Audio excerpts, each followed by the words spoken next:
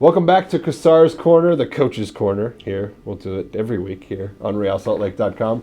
Coach, a big week for you guys ahead, the home opener, but it started off with something a little light for you. Wednesday night, you get to go see the Monarchs play at UVU. What was that game like for you? It was great. Even going down to UVU just to see their facility, great facility down there. Greg Moss is doing a great job with that team. But really excited to see our boys in action, obviously with the boys that we have on our team, but also seeing the rest of the roster. Freddie and his staff let my son and I sit on the bench with them, so that was really cool. And the guys put in a really solid performance, got a good result, got a clean sheet, and I think they're heading in the right direction. Is your boy kind of charting his path now to RSL through the Monarchs? I'm trying to get Craig to sign a deal for him right now, but they're not doing 6-year-olds. Looking at the past weekend, a lot to be taken from that game, but maybe the biggest positive, the defensive performance. What did you like about what you saw defensively from this team Saturday? Well, I thought the guys really dug their heels in. You just think about some of the plays that were made, whether it was a big save by your goalkeeper, whether it was guys sacrificing their body to block shots, whether it's Chris Schuler getting on the line and recognizing the danger in that play. So guys really not just looking out for themselves, but looking out for everyone on the team. So I couldn't be more pleased with that defensive effort. This last game was Szabos' 100th start for RSL in league play. What can you say about the 100 matches he started? He's third all-time in goals through first 100 starts, so that says something about what he's accomplished in that time. He's been amazing for our club, for his country. It's been a busy time for him. He's played a lot of games, and it really shows what kind of character he has because he's had some injury issues. But he seems to come back stronger, more focused from every injury, and we expect a big year from him this year as well.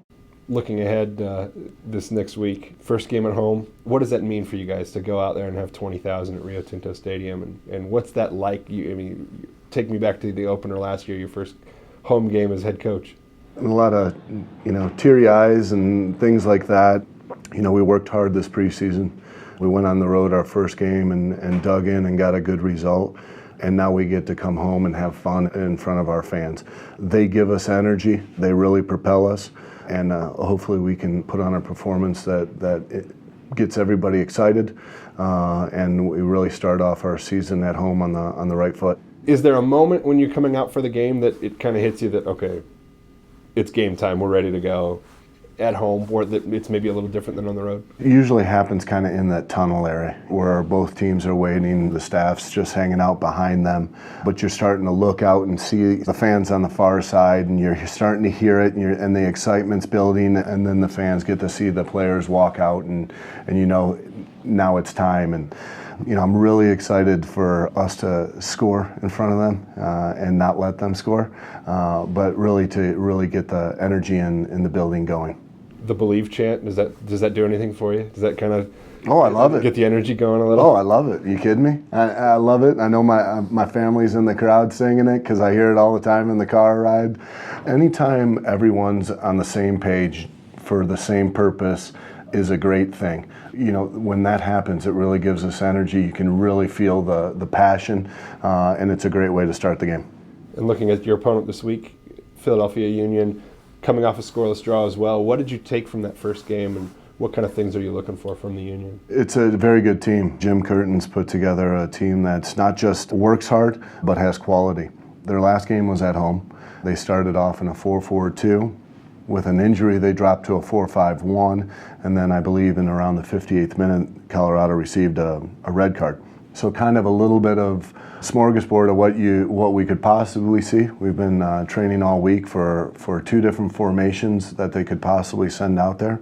But it's a team that can really serve the ball into the box well at times if they decided to go with their new designated player and Connor Casey maybe, or they could go a 4-2-3-1.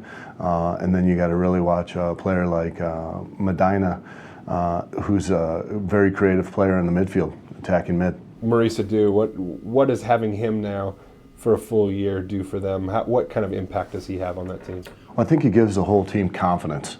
You know, he's an experienced player, can play a few different positions, you know, and he's a player that will get into the attack from the defensive midfield position. He's an intelligent player and is not afraid to get stuck in. So he's the full package, and he's a player that's big for them. It's how can we deny him any service, and then making sure we're recognizing where he is in the attack as well. Thanks, brother. Thanks, man. Appreciate it. RSL hosts Philadelphia on March 14th at 7:30. Get your tickets today.